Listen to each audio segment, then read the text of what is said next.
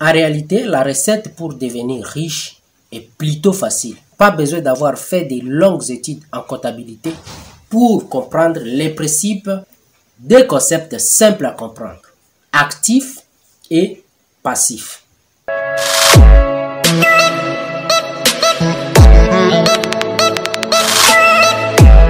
Salut les amis, j'espère que vous allez bien. Moi c'est Baraka Mukombozi, jeune entrepreneur de la chaîne Mukombozi Business. La chaîne d'une jeunesse consciente pour l'Afrique. La chaîne de tous ceux qui veulent construire une Afrique nouvelle et un monde meilleur à s'appuyer sur l'entrepreneuriat, l'investissement et le business. Si vous êtes nouveau, pensez à vous abonner et d'activer les notifications à la petite cloche, ainsi de recevoir toutes nos vidéos business comme celle-ci dès leur apparition. Le petit Robert avait deux pères. Le premier a fait de grandes études, il est docteur. Le deuxième n'a passé que la 4e année. Les deux ont un bon salaire, mais l'un d'eux aura des difficultés financières toute sa vie et laissera derrière lui des lourdes dettes à ses descendants. L'autre va devenir l'un des hommes les plus riches d'Hawaï et laissera un héritage de plusieurs dizaines de milliers de dollars à sa famille. Dans ce livre, Kiyosaki va nous expliquer les points de vie de ces deux pères. Tous deux sont d'accord sur le fait que l'éducation joue un rôle primordial dans la vie. L'un est persuadé que les grandes études sont incontournables et l'autre pense que devenir financièrement intelligent va permettre au petit Kiyosaki de devenir riche. Le problème avec l'éducation financière est que c'est une matière qui n'est pas enseignée à l'école, mais à la maison avec la famille.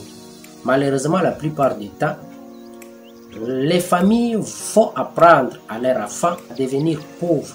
Ce n'est pas un manque d'amour pour leurs enfants, c'est juste qu'elles ne connaissent pas bien les sujets ou qu'elles ne maîtrisent pas les mécanismes de l'argent et qu'elles ne lisent pas des livres tels que Père riche, Père pauvre. Si comme moi, vous n'avez pas de père riche, cherchez à apprendre auprès de ceux qui le sont et investissez en vous. Lisez des livres comme Robert Kiyosaki, Napoleon Hill, Warren Buffett et tant d'autres. En réalité, la recette pour devenir réellement riche est plutôt facile. Pas besoin d'avoir fait de longues études en comptabilité pour comprendre les principes, des concepts simples à comprendre. Actif et passif. Un actif, c'est quelque chose qui va mettre de l'argent dans votre poche. Un passif, c'est quelque chose qui va, au contraire, vous enlever de l'argent dans votre poche. En analysant un peu, tout peut être un actif ou un passif. Si vous achetez une voiture, par exemple, la plupart du temps, il va s'agir des passifs. Vous allez perdre de l'argent avec. Sa valeur va se déprécier. Mais si vous êtes un chauffeur de taxi, si vous êtes un commercial et que votre voiture améliore votre image et qu'elle facilite certaines de vos affaires, alors votre voiture pourra devenir un actif. Si vous possédez une maison et que les factures, les différentes taxes et les travaux vous fait perdre de l'argent, alors il s'agit tout simplement des passifs. En revanche, si vous louez votre maison, cela fait gagner de l'argent, c'est un actif. Voici un schéma assez classique pour représenter les pauvres, la classe moyenne et les riches. Les pauvres vont simplement dépasser leur argent. On ne distinguera ni des passifs ni d'actifs, mais tout simplement des achats quotidiens pour vivre. Les classes moyennes vont également avoir des dépenses, peut-être un peu plus que les pauvres. En plus de cela, ils vont acheter des choses qui vont leur permettre de paraître riches. Mais en réalité, elles achètent des passifs, comme voitures, comme maisons et tas d'autres. Beaucoup de ces personnes vont considérer leur habitation principale comme étant leurs investissements les plus importants. Mais le plus souvent, cela va leur coûter de l'argent et pas leur en rapporter. Les riches passent leur temps, leur énergie, leur argent à acheter des actifs. Plus ces actifs vont rapporter, plus ils vont acheter d'actifs. Et par effet boule de neige, les riches deviendront de plus en plus riches.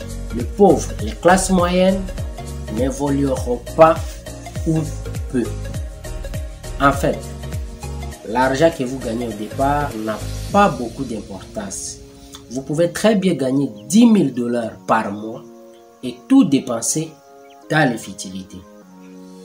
En menant un grand train de vie, grande maison, belle voiture, fête, alcool, et au final, il ne vous reste plus rien.